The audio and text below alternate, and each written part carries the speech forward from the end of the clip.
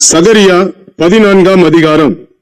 இதோ கர்த்தருடைய நாள் வருகிறது, உன்னில் கொள்ளையானது உன் நடுவிலே பங்கிடப்படும். எருசலேமுக்கு விரோதமாக யுத்தம் பண்ண சகல ஜாதிகளையும் கூட்டுவேன். நகரம் பிடிக்கப்படும், வீடுகள் கொள்ளையாகும், ஸ்திரீகள் அவமானப்படுவார்கள், நகரத்தாரில் பாதி மனுஷர் சிறைப்பட்டு போவார்கள், மீதியான ஜனமோ நகரத்தை விட்டு அறுப்புண்டு போவதில்லை. கர்த்தர் புறப்பட்டு யுத்த நாளிலே போராடுவது போல் அந்த ஜாதிகளோடு போராடுவார். அந்நாளிலே அவருடைய பாதங்கள் கிழக்கே எருசலேமுக்கு எதிரே இருக்கிற ஒலிவ மலையின் மேல் நிற்கும். அப்பொழுது மகா பெரிய பள்ளத்தாக்கு உண்டாகும்படி ஒலிவமலை தன் நடு மையத்திலே கிழக்கு மேற்காய் எதிராக பிளந்து போம். அதனாலே ஒரு பாதி வடபக்கத்திலும் ஒரு பாதி தென் பக்கத்திலும் சாயும். அப்பொழுது என் மலைகளின் பள்ளத்தாக்கு வழியாய் ஓடிப்போவீர்கள். மலைகளின் பள்ளத்தாக்கு ஆத்சால் மட்டும் போகும்.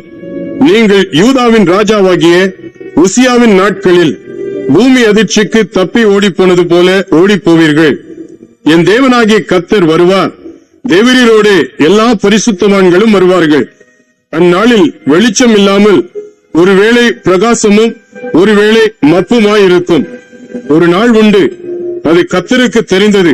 அது பகலும் அல்ல இரவும் அல்ல, ஆனாலும் சாயங்காலத்திலே வெளிச்சம் உண்டாகும்.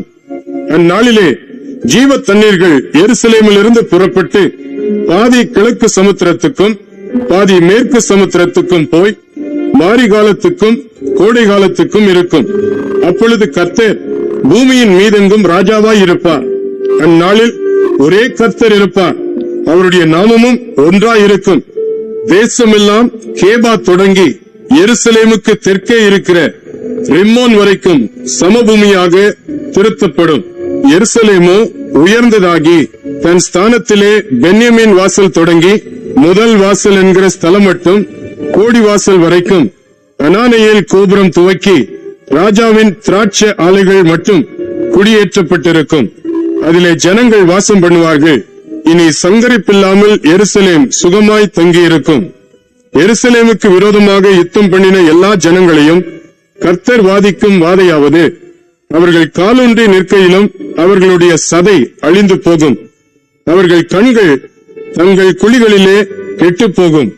அவர்கள் நாவு அவர்கள் வாயிலே அழுகி போகும். அந்நாளிலே கர்த்தரால் பெரிய கலக்கம் அவர்களுக்குள் உண்டாகும்.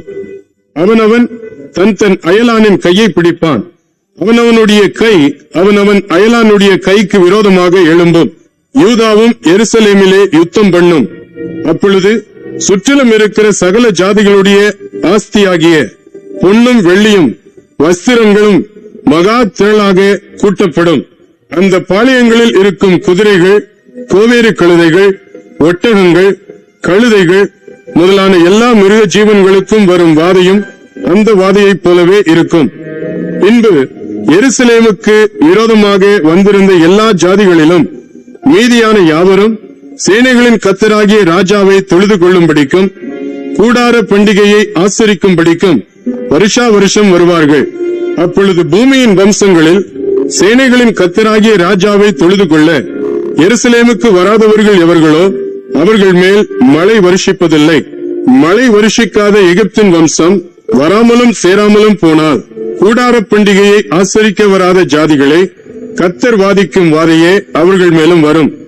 இது எகிப்தருடைய பாவத்துக்கும் கூடார பண்டிகையை ஆசரிக்க வராத சகல ஜாதிகளுடைய பாவத்துக்கும் வரும் ஆக்கினை. அந்நாளிலே குதிரைகளின் மணிகளிலே கர்த்தருக்கு பரிசுத்தம் என்னும் விலாசம் எழுதியிருக்கும்.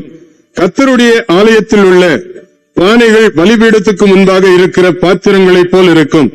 அப்பொழுது எருசலேமிலும் யூதாவிலும் உள்ள எல்லா பானைகளும் சேனைகளின் கர்த்தருக்கு பரிசுத்தமாயிருக்கும்.